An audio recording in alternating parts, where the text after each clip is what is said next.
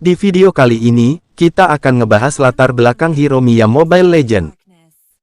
Pasti banyak dari kalian yang sudah mengenal hero Mia Mobile Legends. Mia merupakan hero pertama di Mobile Legends sekaligus sebagai ikonik game Mobile Legends.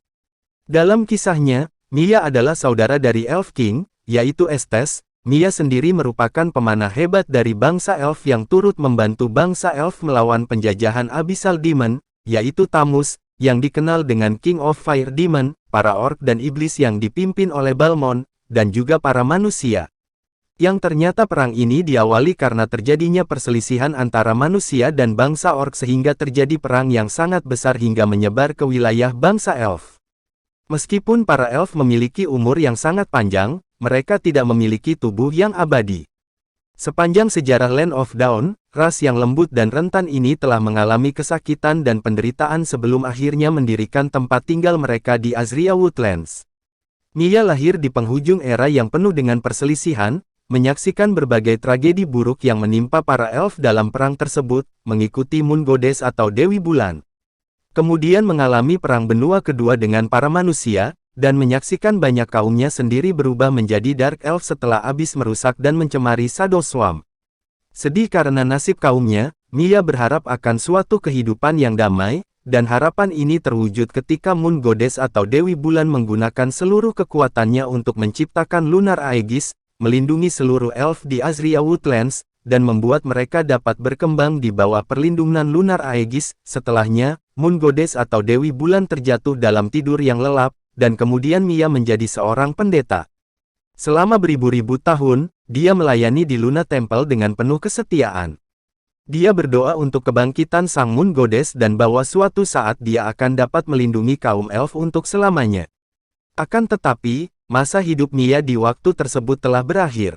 Dengan terus meluasnya wilayah Abyss dan para iblis, peperangan kembali menyelimuti Land of Dawn. Ketika para manusia dan Abyssal Demon memasuki tahap kebuntuan, muncul perselisihan di antara para elf mengenai sikap mereka terhadap perang tersebut. Golongan yang dipimpin oleh Elf King yaitu Estes, percaya bahwa Abyss yang jahat akan membawa malapetaka ke seluruh benua, dan para elf harus berinisiatif untuk menghancurkan para iblis.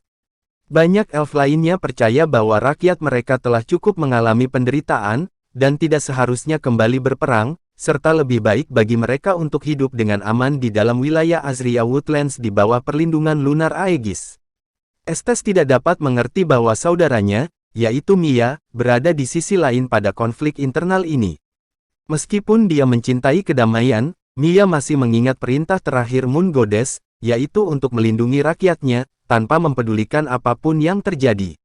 Maka dari itu, dia tidak ingin melihat nyawa kaum elf dikorbankan dalam nama kebenaran. Pada akhirnya, mayoritas kaum elf melindungi Azria Woodlands, tetapi apa yang tidak mereka ketahui adalah, mereka sedang mengundang suatu malapetaka lainnya. Lunar Aegis memiliki kemampuan untuk mencegah meluasnya pencemaran dan kerusakan di daerah mereka, tetapi tidak dapat menghentikan pasukan iblis yang begitu kuat. Untuk menyerang Monian Empire, pasukan iblis tersebut melewati Lantis Mountains dan memilih untuk pergi dari Shadow Swamp, menyerang Monian Plains dari Monlit Forest. Di hadapan invasi pasukan iblis yang datang secara tiba-tiba, meskipun para elf memberikan perlawanan yang gigih, para pasukan iblis menghabisi Monlit Forest. King of Fire Demon, yaitu Tamus, membakar Tree of Life, di mana banyak elf tinggal, menghujani api neraka ke atas hutan tersebut. Mia menyalahkan dirinya atas tragedi tersebut. Dia ingin melindungi rakyatnya dengan menghindari perang, tetapi keputusannya berujung pada pengorbanan nyawa yang lebih banyak, panah perak pelindung negeri. Akhirnya, ia berdoa siang dan malam di Luna Temple, berharap bahwa Moon Goddess dapat memberikannya pencerahan dan membimbingnya dalam masa depan yang penuh dengan kesulitan. Tetapi, Moon Goddess Dewi Bulan yang tertidur tidak memberikan Mia pencerahan yang ia cari, dan cahaya Monlit Forest menjadi semakin redup seiring waktu berlalu. Estes dan beberapa elf lain mulai melemah akibat energi bulan yang kian memudar. Di tempat lain, para orc dan iblis yang dipimpin oleh Balmond berkumpul di Stormeye Wastelands. Kali ini, target mereka bukanlah Monian Empire, melainkan Monlit Forest itu sendiri. Dengan Moon Goddess yang agung masih terlelap, dan kekuatan Estes yang menurun, Mia tidak memiliki pilihan. Siap atau tidak, perang telah kembali menemukannya. Dia dipaksa untuk menanggung beban Priestess of the Moon dan memimpin rakyatnya untuk melindungi negeri mereka. Ketika suara dari genderang perang orc mulai terdengar, pasukan Monlit Forest juga meniup trompet yang telah tidak terdengar selama ribuan tahun.